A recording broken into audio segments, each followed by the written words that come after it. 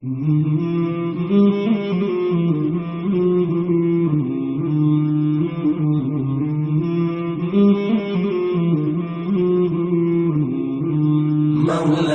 صل وسلم دائما أبدا على حبيبك خير الخلق كلهم.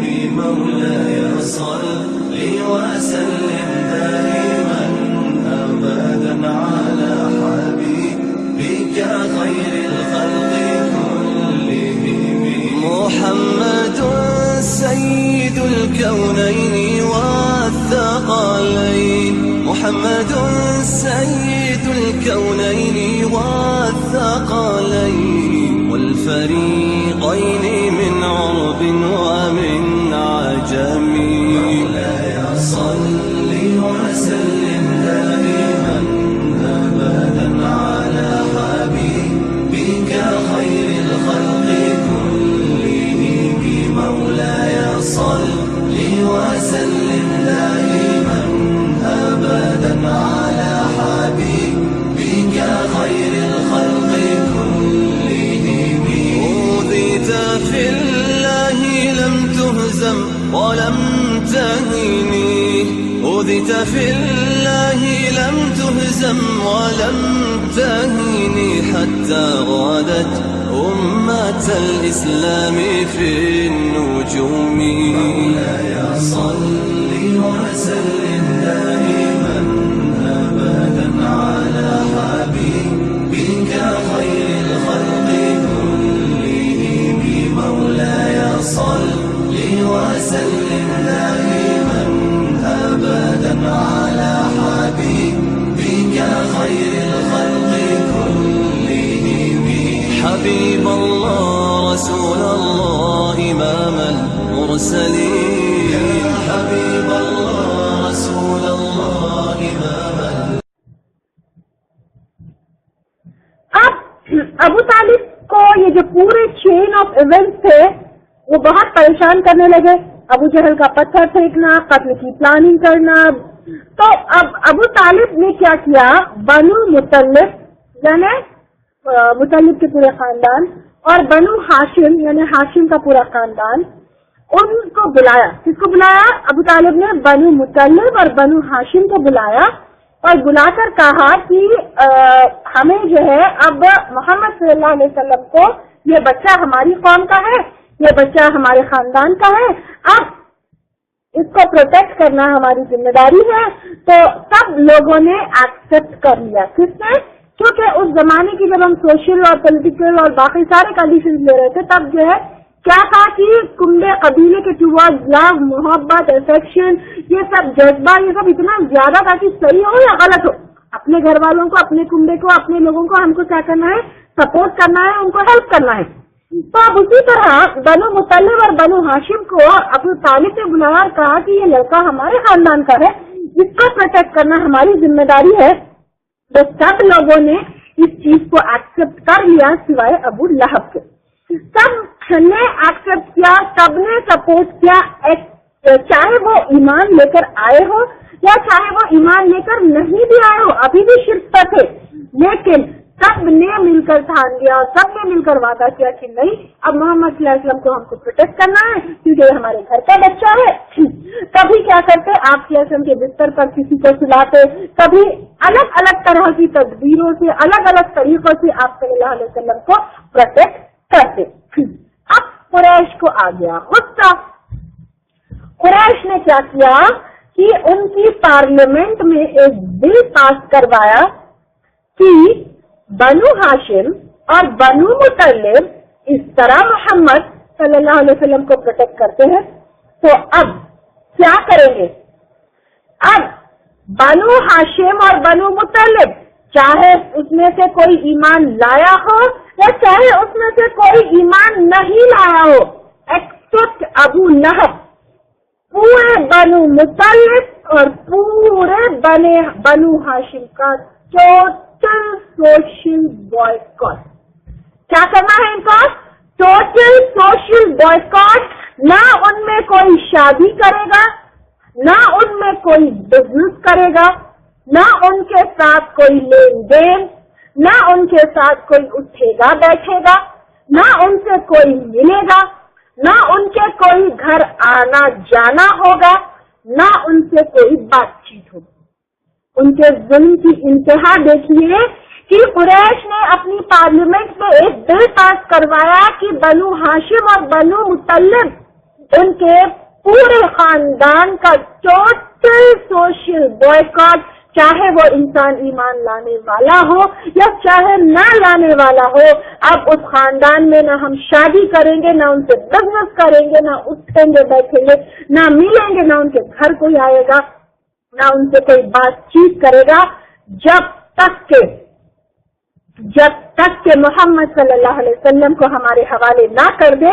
اس بل کو ایک پیپر پہ لکھ کے خانہ کعبہ کے دروازے پہ لٹکا دیا اور کہا کہ جب تک یہ بل یہاں پر ہے ان کا پورا ٹوٹل سوشل بائیکاٹ ہوگا۔ اور اس کو لٹکانے والا عمرو بن ہاشم لیٹر آن یہ پیرالائز ہو گیا، عمرو بن ہاشم۔ تو اب یہ ٹوٹل سوشل بائیکاٹ ایک نہیں، دو نہیں، پورے 3 سال چلا۔ 7 نبوت، 8 نبوت اور 9 نبوت، پورے 3 سال بنو ہاشم اور بنو مطلب کا ان قریش نے ٹوٹل سوشل بائیکاٹ کیا، نہ ان کے پاس کھانا ہوتا۔ اب یہ لوگ کیا کیے؟ غار حرا کے قریب ایک گھاٹی میں موو کر گئے، کیونکہ ان کے ساتھ ان کے بیچ میں رہ کے یہ ٹارچر سہنا بہت مشکل تھا۔ وہ سب کیا کیے؟ غار حرا کے قریب ایک گھاٹی میں موو ہو گئے 3 سال تک۔ سوچئے میری بہنوں، 3 سال ہم کیا کرتے ہیں؟ آج ہم قرآن کھول کے پڑھے، ہم چاہتے ہیں کہ کل قرآن کے ہم عالم بن جائے، پرسوں تیسرے دن قرآن پریچ کرنا شروع کر دیں، چوتھے دن جو ہے لوگ ہماری واہ واہی کریں، یہ ہم چاہتے ہیں۔ لیکن ہمارے پیارے نبی صلی اللہ علیہ وسلم کی نبوت کا پہلا سال چلا گیا، دوسرا سال چلا گیا، تیسرا سال چلا گیا، چوتھا چلا گیا، 5واں چلا گیا، 6واں چلا گیا، 7ویں سال میں یہ مصیبت آ گئی کہ 1 نہیں، 2 نہیں، 3 سال کے لیے پورا ٹوٹل سوشل بائیکاٹ، اور کھانے کے لیے ان کے پاس کھانا نہیں ہوتا کیونکہ وہ تو موو ہو گئے تھے گھاٹی میں ہرا کے طرف۔ لیکن جو بھی قافلہ بزنس کے لیے، خرید و فروخت کے لیے، اناج بیچنے کے لیے کھانا لے کر آتا، قریش کیا کرتے؟ گھاٹی کے نیچے ہی ان کو روکتے اور یا تو کیا کرتے؟ پورے کا پورا مال خود خرید لیتے، یا پھر ان کو ڈرا کے دھمکا کے یا کنونس کر کے یہ کہتے کہ وہ مال کو اتنی قیمتیں بڑھا کے دو، اتنی قیمتیں بڑھا کے دو کہ وہ خرید نہ پائے۔ تو ان کا حال ایسا تھا میری بہنوں کہ وہ چمڑے چوستے، پتے چوستے، ان کے پاس کھانا بھی نہیں تھا۔ جب کھانا نہیں ہوگا تو ماں کے سینے میں دودھ کہاں سے آئے گا؟ تو بچوں کی رونے کی، بلبلانے کی آواز سارے مکہ میں گونجتی، سارے مکہ میں گونجتی۔ اگر سیکرٹلی کوئی کچھ کھانا پہنچا دے تو پہنچا دے، ورنہ یہ لوگ صرف پتے اور چمڑے چوس کر دن گزارتے۔ لیکن آپ صلی اللہ علیہ وسلم اپنے تبلیغ کا کام بالکل کنٹینیو کرتے رہے، اور ابو طالب وہ اوور کنسرن ہو گئے اس کے بعد آپ صلی اللہ علیہ وسلم کے لیے۔ 3 سال تو دور کی بات ہے، اگر کوئی 3 وقت کا کھانا نہ دے تو ہم لا الہ الا اللہ چھوڑ دیں۔ وہ تو آج پیٹ بھرے ہوئے ہیں، گھر میں سب عیش و عشرت کا سامان ہے، تو ہم دن کے 5 چیزیں ٹھوک لیتے ہیں۔ لیکن اگر کوئی مصیبت کا وقت ہو، مصیبت کیا ہم تھوڑا سا بزی کیوں نہ ہو جائے، نماز بھول جاتے ہیں، شاپنگ میں نماز بھول جاتے ہیں، گھر میں شادی آ گئی تو نماز بھول جاتے ہیں، ٹیلی فون کالز میں نماز قضا ہو جاتی ہے۔ لیکن اتنی تکلیف کے بعد بھی ان کا ایمان نہ ڈگمگایا، کیا وجہ تھی؟ یہ تھی اللہ پر نہ ہلنے والا یقین اور توکل۔ मोहम्मद सल्लल्लाहु अलैहि वसल्लम की leadership, sense of responsibility being मुस्लिम, आखिरत पर यकीन, कुरान को सीरियसली लेना, जन्नत की कामयाबी और जन्नत के ऊपर यकीन, ये चीज थी जो इतनी तकलीफ में भी उनको स्ट्रेंथ दिए हुए थे। मेरी बहनों, इसकी तकलीफ का अंदाजा लगाने के लिए एक वाकया मैं आपको बताती हूँ। हर दिन का हर हाल तो बताना मुश्किल है, लेकिन एक हाल मैं आपको बताती हूँ। साद बिन अबी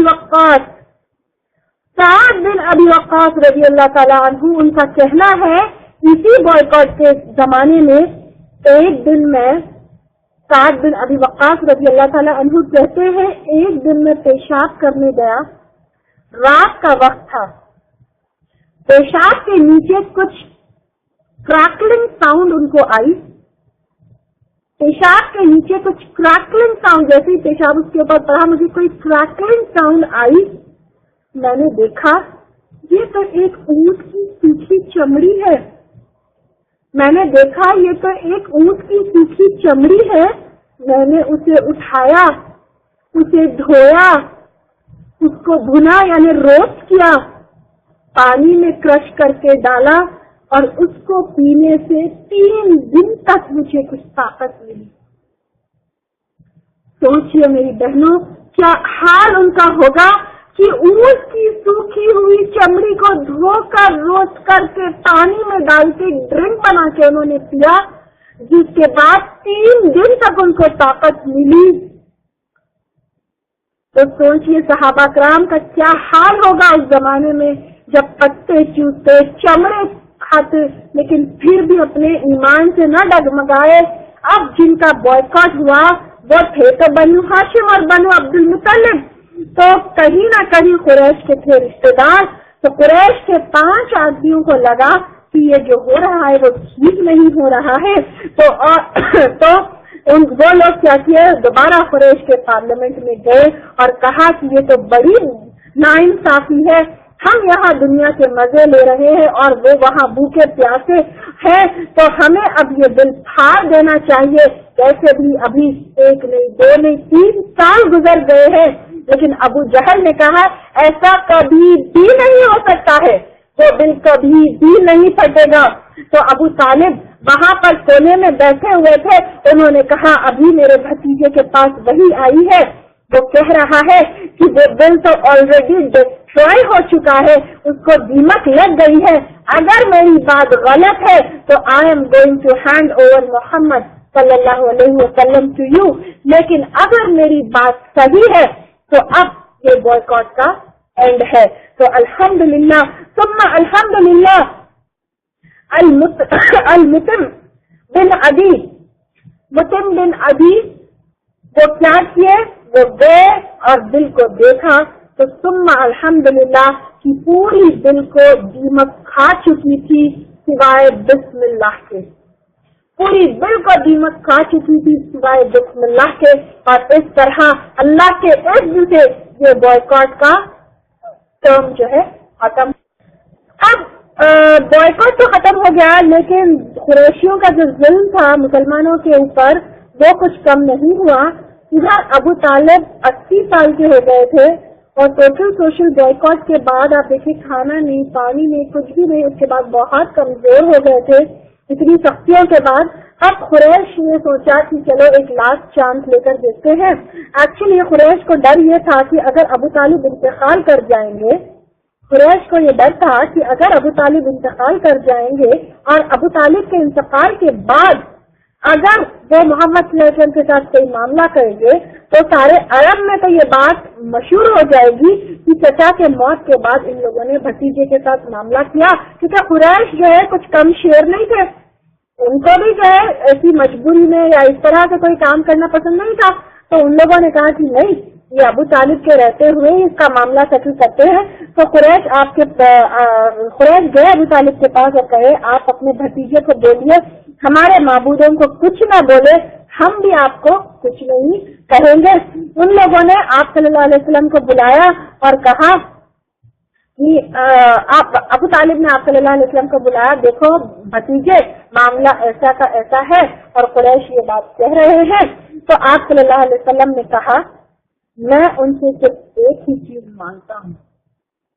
آپ صلی اللہ علیہ وسلم نے کہا میں ان سے صرف ایک ہی چیز مانگتا ہوں جس کے بعد سارا عرب ان کے ماتحت ہو جائے گا اور غیر عرب بھی ان کو جزیہ یعنی ٹیکس. تو انہوں نے کہا میں ان سے صرف ایک ہی چیز مانگتا ہوں جس کے بعد سارا عرب ان کے ماتحت ہو جائے گا اور غیر عرب بھی جزیہ دے گا. قریش نے کہا ایسی تو ایک کیا ہم 10 بات ماننے کو تیار ہے.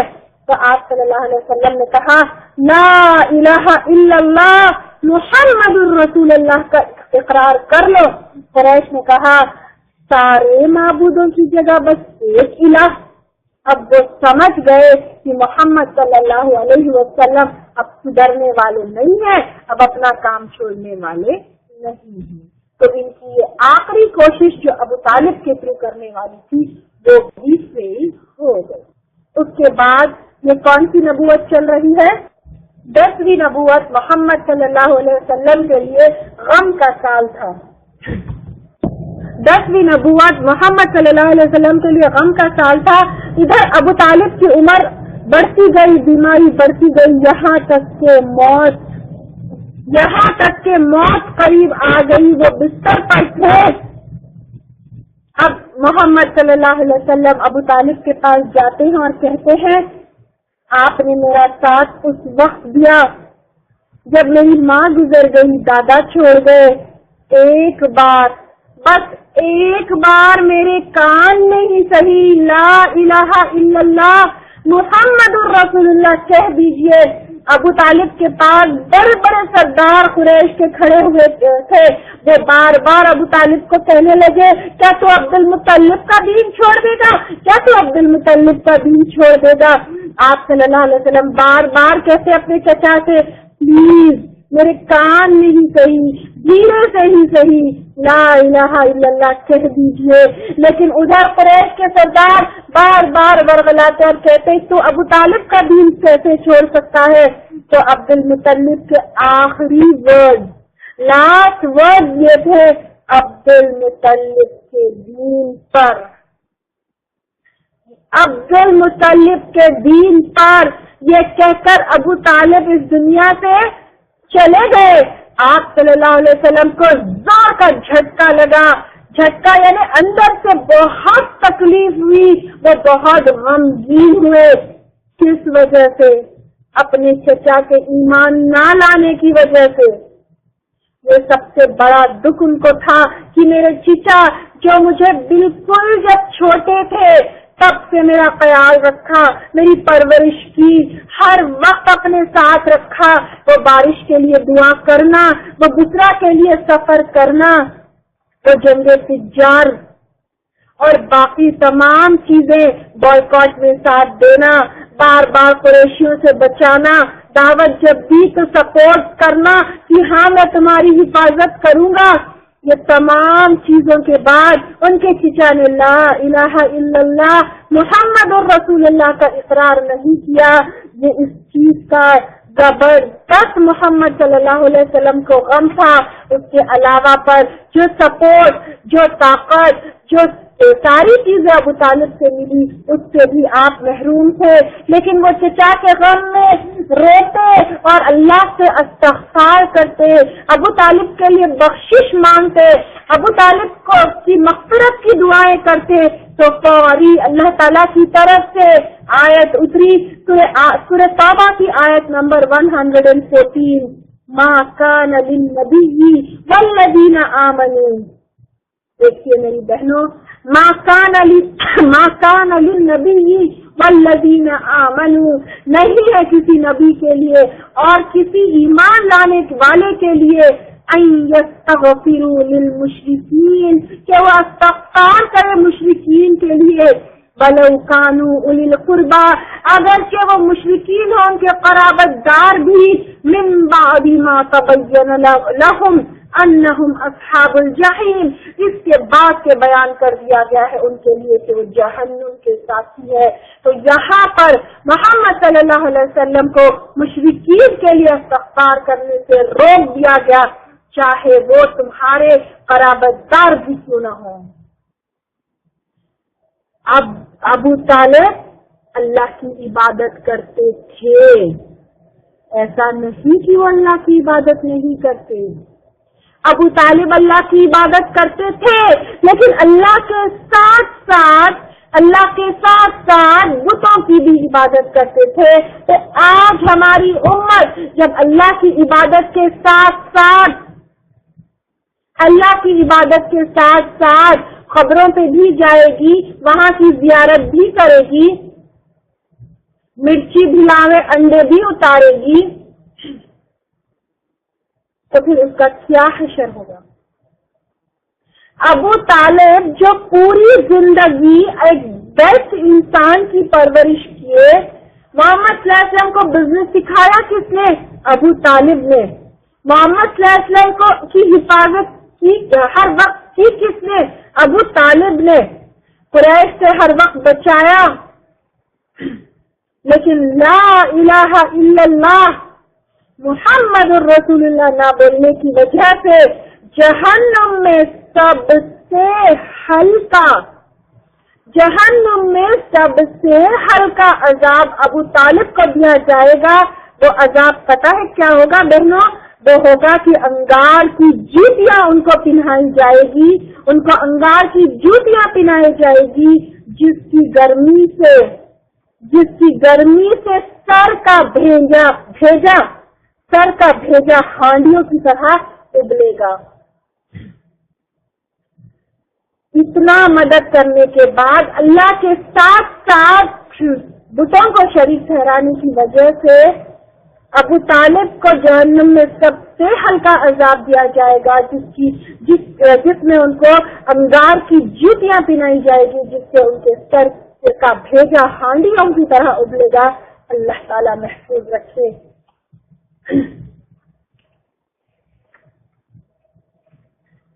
घर के बाहर का सपोर्ट था अबू तालिब, और घर के अंदर का सपोर्ट खदीजा रज़ी अल्लाह ताला अन्हा। 3 दिन के बाद खदीजा रज़ी अल्लाह ताला अन्हा का भी इंतकाल हो गया। ये 10 नबूवत का साल है। वो 65 years की थी, 25 years of marriage.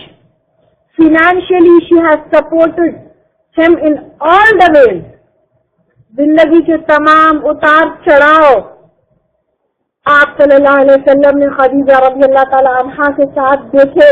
हर वक्त खदीजा रज़ी अल्लाह ताला अन्हा उनको हिम्मत दिलाती, उनको साथ देती, उनकी मोहब्बत।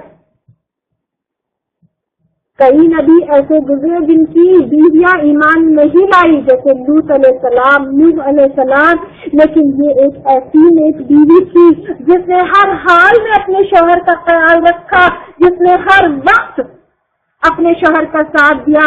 जब वही उतरती तो माथे का पसीना पोंछती, जब दावा में दर्द होता तो उनके दर्द पर मरहम लगाती। वो ऐसी साथी थी कि आपको मोहम्मद सल्लल्लाहु अलैहि वसल्लम कभी भी ना भूल पाए। आयशा रज़ी अल्लाह ताला अन्हा वो कहती है कि मुझे किसी बीवी से इतनी जलन नहीं होती जितनी खदीजा से होती, क्योंकि कोई वक्त, कोई दिन ऐसा न गुजरता जब मोहम्मद सल्लल्लाहु अलैहि वसल्लम खदीजा रज़ी अल्लाह ताला अन्हा को याद न करते। वो कल भी हम ले चुके कि खदीजा रज़ी अल्लाह ताला अन्हा का वो मुकाम था कि अल्लाह ताला ने जिब्राइल अलैहिस्सलाम के थ्रू खदीजा रज़ी अल्लाह ताला अन्हा को सलाम भेजा। जिब्राइल अलैहिस्सलाम एक दफा आए, मोहम्मद सल्लल्लाहु अलैहि वसल्लम से कहा कि खदीजा तुम्हारे पास आ रही है, उसके हाथ में एक बर्तन है, उसको अपने रब की तरफ से और मेरी तरफ से सलाम कहना और जन्नत में हीरे जवाहरात के महल की खुशखबरी देना। ये था खदीजा रज़ी अल्लाह ताला अन्हा का मुकाम। ये था खदीजा रज़ी अल्लाह ताला अन्हा का मुकाम।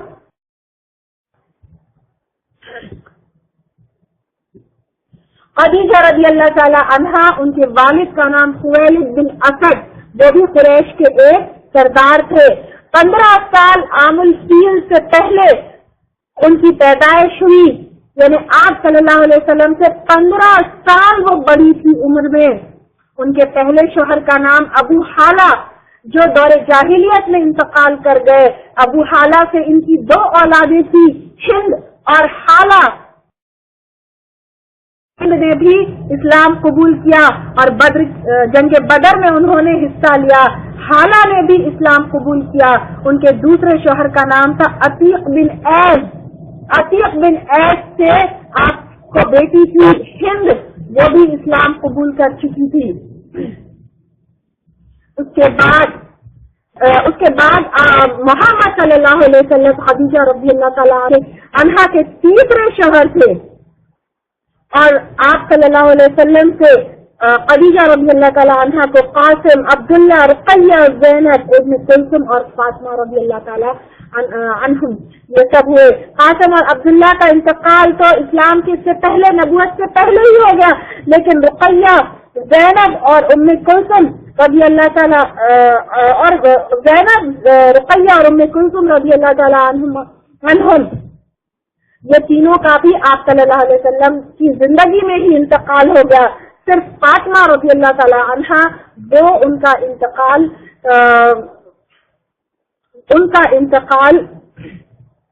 آپ صلی اللہ علیہ وسلم کے انتقال کے 6 مہینے کے بعد ہوا. رقیہ اور ام کلثوم رضی اللہ تعالیٰ عنہما یہ دونوں عثمان رضی اللہ تعالیٰ عنہ سے ان کا نکاح ایک کے انتقال کے بعد دوسرے سے ہوا. ہر وقت خدیجہ رضی اللہ تعالیٰ عنہ آپ صلی اللہ علیہ وسلم کا ساتھ دیتی. ان کے پاس ایک غلام تھے زید بن حارثہ، جن کے بارے میں ہم پہلے بھی لے چکے کہ زید بن حارثہ سے جب آپ صلی اللہ علیہ وسلم کا لگام دیکھا تو انہوں نے زید بن حارثہ کو آپ صلی اللہ علیہ وسلم کو تحفے میں دے دیا. علی بن ابی طالب رضی اللہ تعالیٰ عنہ جب ابو طالب کے گھر میں فائنینشیل پرابلمز آئے تو آپ صلی اللہ علیہ وسلم نے اپنے چچا عباس کے پاس گئے اور کہا کہ ابو طالب کا ہم کچھ بوجھ ہلکا کرتے ہیں، ایسے کرتے ہیں کہ علی کو میں اپنے گھر لاتا ہوں. اور عباس جو ہے جعفر رضی اللہ تعالیٰ عنہ کو لے گئے گھر. تو علی بن ابی طالب کو بھی خدیجہ رضی اللہ تعالیٰ عنہا نے اپنے گھر میں ویلکم کیا اور اچھی طرح سے ان کی پرورش کی. ہر وقت ہر حال میں محمد صلی اللہ علیہ وسلم کا ساتھ دیا. یہ 3 سال جو سوشل بائیکاٹ کے تھے اس میں بھی اپنے مال سے پورا سپورٹ کیا، اپنے ہاتھ سے خدمت کر کے پوری سپورٹ کی. پھر اپنے کانٹیکٹ یعنی خدیجہ رضی اللہ تعالیٰ عنہا بہت بڑی بزنس وومن، بہت امیر عورت تھی، تو ان کی جتنی کانٹیکٹ تھی ان کے ذریعے جو سیکرٹلی تھوڑا بہت کھانا آتا اس میں بھی انہوں نے بہت ہیلپ کی. ہر وقت محمد صلی اللہ علیہ وسلم خدیجہ رضی اللہ تعالیٰ عنہا کی تعریف کرتے، ہر وقت تعریف کرتے. ایک دفعہ کی بات ہے، عائشہ رضی اللہ تعالیٰ عنہا نے پوچھا کیا تھی وہ ایک بوڑھی عورت؟ کیا تھی وہ ایک بوڑھی عورت؟ اللہ نے تو آپ کو اس کی جگہ ایک اور بہتر چیز دے دی ہے. تو محمد صلی اللہ علیہ وسلم نے کہا نہیں، اللہ تعالیٰ نے بہتر چیز نہیں دی. وہ مجھ پر جب ایمان لائی جب لوگوں نے مجھے جھٹلایا، اس نے مجھے مال جب دیا جب لوگوں نے مجھ سے روکا. آپ صلی اللہ علیہ وسلم نے کہا نہیں، مجھے کوئی بہتر نہیں دی. وہ مجھ پر جب ایمان لائی جب لوگوں نے جھٹلایا، جب مجھ سے مال شیئر کیا، جب لوگوں نے روکا، اللہ نے اس کے ذریعے مجھے اولاد عطا کی جو دوسری عورت سے نہیں کی. تب عائشہ رضی اللہ تعالیٰ عنہا نے خود سے کہا، یعنی اپنے دل میں انہوں نے کہا کہ اب سے خدیجہ رضی اللہ تعالیٰ عنہا کی میں کوئی بری بات ان کے بارے میں کوئی بری بات نہ کہوں گی. دنیا کی بہترین عورتوں میں محمد صلی اللہ علیہ وسلم نے خدیجہ رضی اللہ تعالیٰ عنہا کا نام لیا. مریم، فاطمہ، آسیہ اور خدیجہ کا 4 ان عورتوں کا بہترین عورت کہا.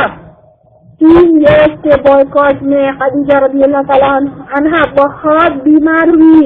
جب بہت بیمار ہوئی محمد صلی اللہ علیہ وسلم ان کے ساتھ ہوتے، ان کو تسلی دیتے، جنت کی محلوں کی خوشخبریاں دیتے. یہاں تک کہ ان کی روح نکل گئی. آپ صلی اللہ علیہ وسلم نے اپنے ہاتھوں سے ان کی تدفین کی. آپ دیکھیے دنیا کے سب سے بہترین انسان، ان پہ غموں کا کیسے پہاڑ اترا ہے. ہم چھوٹی سی بات کے لیے پریشان ہو جاتے ہیں اور کہتے ہیں میرے ساتھ ہی ایسا کیوں ہوا، میرے ساتھ ہی ایسا کیوں ہوا کہہ کے ہم پریشان ہو جاتے ہیں. لیکن ہمارے پیارے نبی صلی اللہ علیہ وسلم، ان پہ کیسے پریشانیوں کا پہاڑ ٹوٹا، ان پہ کیسے پریشانیوں کا پہاڑ ٹوٹا. آپ کی سب سے پیاری اور عزیز بیوی خدیجہ رضی اللہ تعالی عنہا کا انتقال، ابو طالب کا انتقال. خدیجہ سے آپ کو اتنی محبت تھی کہ ان کی انتقال کے بعد بھی آپ صلی اللہ علیہ وسلم ان کے گھر، ان کے سہیلیوں کے گھر کھانا بھیجتے. یہ غم سے آپ ہل گئے، یہ دونوں غم سے محمد صلی اللہ علیہ وسلم ہل گئے. اور مکہ والوں کا ظلم آپ صلی اللہ علیہ وسلم اور صحابہ اکرام کے اوپر اب تو کھل کے آ گیا، کیونکہ نہ ابو طالب ہے نہ خدیجہ ہے. آپ صلی اللہ علیہ وسلم کو اب کوئی امید نہ تھی کہ وہ سدھریں گے. اور ان کے انکار، ان کے کفر اور ان کے یہ تمام چیزوں سے محمد صلی اللہ علیہ وسلم کو بہت غم ہوتا، جس کی وجہ سے یہ سال غم کا سال کہلایا جاتا ہے. لقد كان في رسول الله اسوة حسنة. بے شک رسول اللہ صلی اللہ علیہ وسلم میں بہترین رول ماڈل ہمارے لیے وہ تھے. تو دیکھیے کہ رسول اللہ صلی اللہ علیہ وسلم نے کیسی زندگی گزاری، کیسے کیسے غم کے پہاڑ ان پہ ٹوٹے. جنت کا راستہ ایسے آسان نہیں ہے میرے بہنوں. جب دنیا میں آئے ہیں تو اللہ کی طرف سے آزمائش ہونی ہی ہونی ہے. جب دنیا میں آئے ہیں تو آزمائش ہونی ہی ہونی ہے. جنت اتنی سستی اور آسان نہیں ہے. منہ سے لا الہ الا اللہ کہہ دیا اور یہاں پر اللہ کے علاوہ پر اگر ہم بدعات، بے وجہ کے رسومات، ساری زندگی ہماری بس اپنے نفس کی خوشی اور اپنے نفس کی رضا میں گزر گئی. اللہ کی رضا کے بارے میں کب ہم نے سوچا؟ یہ ہم نے سوچا کہ ہم تو امتی ہے محمد صلی اللہ علیہ وسلم کے، ہم جنت میں پہنچ جائیں گے. لیکن ہمارے نبی صلی اللہ علیہ وسلم کی خود کی بھی کیا آزمائش ہوئی، سوچئے، غور کریے. ادھر لا الہ الا اللہ بولتے ہیں، اس نبی نے یہ اسلام کو، اس دین کو قائم کرنے کے لیے دنیا میں کتنی تکلیفیں اٹھائی ہیں. اس نبی صلی اللہ علیہ وسلم نے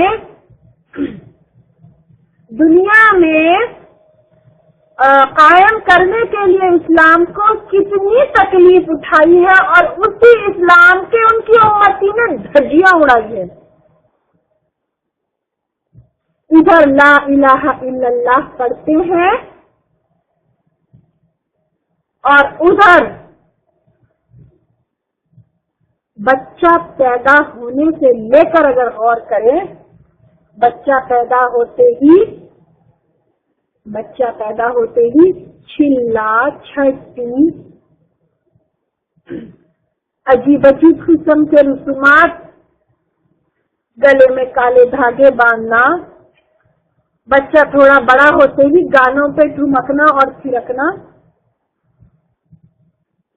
80% ہمارے گھروں کا یہ حال ہے کہ بچے کو لا الہ الا اللہ بعد میں سکھایا جاتا ہے، بلکہ گانوں پہ ٹھمکنا پہلے سکھایا جاتا ہے. اور جب بچے گانوں پہ ٹھمکتے ہیں تو ماں باپ تھالیاں بجاتے ہیں. رسول نے صلی اللہ علیہ وسلم نے کتنی تکلیفیں اٹھائی اس دین کو قائم کرنے کے لیے، اور ہم اس دین کی کیسے دھجیاں اڑا رہے ہیں. اپنے آپ کو ہم کہتے مسلمان ہیں، 5 وقت کی نماز بھی بھاری لگتی ہے ہم کو. رمضان میں ادھر روزہ کھلتا ہے، ادھر ٹی وی میوٹ پہ ہوتا ہے کہ کب اذان ختم ہو، ٹی وی دیکھتے دیکھتے میوٹ پہ اندر روزہ کھلتا ہے. بے پردگی تو کہیے ہی مت، بے پردگی تو کہیے ہی مت کہ اتنی بے پردہ عورتیں ہماری پھرتی ہے. 60% مسلمان پردہ نہیں کرتے ہیں. اس میں سے پردہ کرنے والوں میں سے بھی آدھے سے زیادہ، تو اس سے بھی زیادہ، آئی تھنک 80% برقع پہننے والی عورتیں ایسی ہوتی ہیں جن کی برقعوں پہ، جس کے عبایوں پر ہر طرح کے ہیرے، موتی، نگ، امبرائڈری کام سب کچھ کیا ہوا ہوتا ہے. برقع یہ ایسی فٹنگ کی ہوتی ہے، برقعوں میں زیادہ خوبصورت لگتی ہے بنسبت اس کے کہ برقع نہ پہنے. اس دین کو قائم کرنے کے لیے میری بہنوں، ہمارے نبی صلی اللہ علیہ وسلم نے اور صحابہ کرام نے کتنی تکلیف اٹھائی. اس دین کو قائم کرنے کے لیے صحابہ پتھر پر لیٹے، سمیہ شہید ہوئی، بھوکے پیاسے پتوں کو اور چمڑوں کو چوس کر دن گزارے، ہر غم کو سہے تاکہ دین دنیا میں قائم ہو. اور یہ دین کا ہم کیا حشر کر رہے ہیں، اس پر ہمیں سوچنا ہے، اس پہ غور و فکر کرنا ہے. اس کے بارے میں ہم نان سیریس نہیں ہو سکتے ہیں. آج غور و فکر کر کے اپنا عمل درست کرنا ہے. ہمارے لیے نبی رات رات بھر روتے، میری امتی میری امتی. وہی امت رات رات بھر فلمیں دیکھتی ہے، کبھی ٹی وی پہ یہ ایونٹ، وہ پروگرام، وہ ایوارڈ، وہ فلم فیئر ایوارڈ، وہ پتہ نہیں کون سا ایوارڈ، ان کے ناچ، ان کے گانے، ان کے ٹھمکے، اسی نبی کی امت راتیں اس میں گزارتی ہیں. اللہ کی پناہ، اللہ تعالیٰ آپ کو، مجھے، ہم سب کو، ہمارے اہل و عیال کو، سب کو اللہ تعالیٰ ہدایت دے، اور آپ صلی اللہ علیہ وسلم کی قربانیوں کو ہم سمجھے، ان کی عزت رکھے، ان کی قربانیوں کو بیکار نہ جانے دے. اللہ تعالیٰ ہم کو اتنی سمجھ اور اتنی صلاحیتیں عطا کرے. آمین. میرے نبی پیارے نبی سنت تیری دنیا دی، اے نبی پیارے نبی سنت تیری دنیا دی. تو ہی شفاعت کی اما، اے رحمت